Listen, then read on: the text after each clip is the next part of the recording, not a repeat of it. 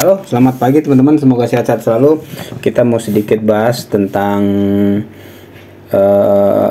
indikator RSI ya, Relative Strength Index nih.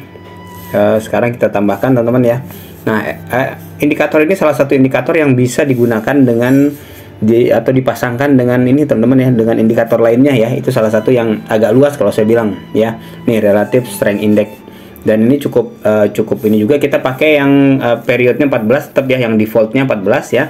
Klik down, oke. Nah nih, ini ada tambah nih di sini teman-teman ya. Kita lihat ya, cara menggunakan indikator RSI ini sangat mudah banget ya.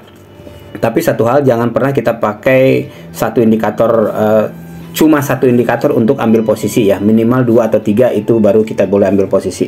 Nah, ini cara menggunakannya mudah banget ya. Kalau di tadi yang periodnya 14 ya, ini kita defaultnya 70, maksimalnya di atasnya titik teratas 70, titik terendahnya 30 ya. Nah, kapan kita bisa dia mendukung ya, bukan kita ambil posisi ya, tapi kapan dia akan mendukung untuk kita ambil posisi itu saat dia menyentuh titik-titik teratas dan terbawahnya.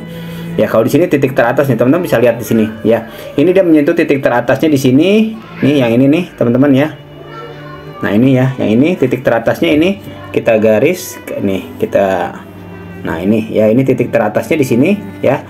Ini ke sini kita tarik garis lurus. Nah, ini dia ke bawah, turun ke bawah tuh ya. Teman-teman bisa lihat di sini ya. Posisinya saat di sini mencapai di turun ke bawah. Ini yang pertama ya. Nah, saat dia mencapai titik teratas, dia itu petunjuk awal untuk turun ke bawah. Tapi sekali lagi jangan ambil posisi dengan satu indikator ini aja ya.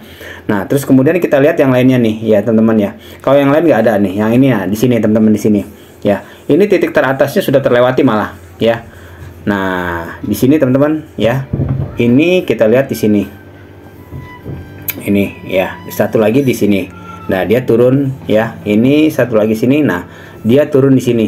Nah, kenapa saya bilang jangan ambil posisi dengan hanya satu indikator ini aja? Kenapa? Karena nih di sini teratas teman-teman ya, ini sudah melewati juga nih 70, yang titik ini kan melewati ya. Tapi di sini ternyata nggak turun signifikan ya, dia turun sebentar aja tuh. Ya, di sini dia turun sebentar aja. Teman-teman bisa lihat di sini ya.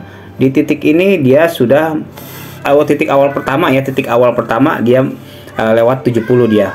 Ya, di titik ini. Nah, di sini dia nggak signifikan turun. Makanya kenapa saya bilang jangan kita ambil posisi hanya dengan satu indikator ini aja. Oke, jadi seperti itu teman-teman ya. Jangan kita ambil posisi atau open posisi hanya dengan satu indikator ini aja. Ini hanya indikator pendukung, tapi ini cara menggunakan RSI aja ya. Nah, kita lihat lagi nih teman-teman ya. Kita lihat yang titik terendahnya nih. Titik terendahnya salah satunya di mana? Udah mencapai. Ini masih titik. Coba kita ke sini. Nah, ini teman-teman nih ya. Ini teman-teman bisa lihat di sini. Yang ini nih ya. Titik ini mencapai titik 70-nya ya. Di sini pun dia turun ke bawah. Jadi di mana dia mencapai titik tertingginya 70 di sini teman-teman ya, ini defaultnya dia akan segera turun ke bawah, walaupun kadang penurunan itu kadang signifikan kadang enggak. Itu yang penting yang harus selalu kita ingat, bahwa kita jangan ambil posisi hanya dengan satu indikator, paling enggak ada 2 indikator pendukung. Kalau saya biasa gunakan Awesome Oscillator dan juga support resisten, dan ditambah sekarang dengan RSI ya. Itu aja sharingnya teman-teman. Oh ya teman-teman, kalau teman-teman mau trading ya, itu saya biasa trading di OctaFX. Teman-teman bisa trading di sini ya, di OctaFX ya. Kalau teman-teman klik linknya ya di bawah, itu kita bisa trading dengan yakin bersama Okta di sini ya. Bergabunglah bersama broker internasional dengan pengalaman 12 tahun dan juga 60 plus penghargaan industri. Tinggal klik buka akun. Kita akan bisa masuk dengan akun Facebook, Apple maupun akun Google kita, atau dengan email dan kata sandi baru. Paling gampang sih dengan akun Google kita ya. Tinggal klik mendaftar, nanti tinggal isiin aja yang form-form yang diperlukan.